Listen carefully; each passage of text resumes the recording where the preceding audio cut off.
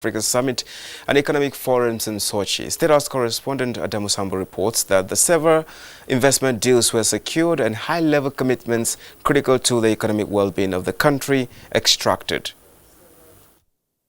President Muhammadu Buhari, accompanied to the Russian Federation by the governors of Ekiti, Gombe and Zamfara states, arrived Nnamdi Azikiwe International Airport, Abuja at 5:30 Friday evening.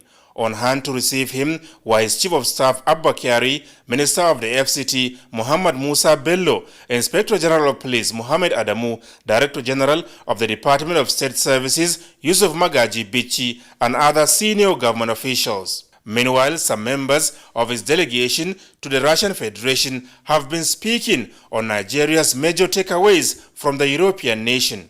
This is one trip that has probably achieved more than any trip that the president has been lately. If you look at the range of issues that Mr. President discussed with President Putin on nuclear energy, on Ajaokuta steel, on the military cooperation agreement, on the railway, you could see that it covered a broad range of areas. And what's most impressive to me is that the Russians have also agreed that for many of these things, it would be a government-to-government partnership. It's been a particularly rewarding visit for the petroleum sector. I have always said that Russia has a lot of know-how and technology that Nigeria can benefit from. We have the natural resources that Russia can benefit from. And on this visit, we've made a lot of progress with the Russians. We have signed with Lukoil. Lukoil is coming to Nigeria big time. Lukoil is quite a big company. They have a production of 2.3 million barrels as a company, which is a little bit more than what Nigeria produces today. So you know what that means for us. We had very fruitful meetings with Gazprom. And we also had meetings with some financiers. So I believe that in the end, we are taking a lot home, and this is going to really be good for our relations with Russia. The most important that we're taking away from here is the fact that Ajaokuta will work. So it gladdens my heart. That's something that we can do. And of course, the Russians were the original builders of Ajaokuta, and after so many years, we've come back to them, and we have a firm promise, especially from the president of the Russian Federation, that Russia is willing to come in, and of course Ajaokuta will work before Mr. President completes this second term. You know, steel is a bedrock of industrial development, and once we are able to bring back Ajaokuta on stream, I think Nigeria will spring up, and the sky will be the limit. Our president is doing very well, improve the well-being of our nation, and we know Russia will cooperate and do the best for Nigeria. The visit to the Russian Federation was the first by President Muhammadu Buhari since coming to power in 2015. Adamu Sambo, NTA News. And this is where the news ends on NTA International. Thank you very much for watching. My name is Justin Bemunyi.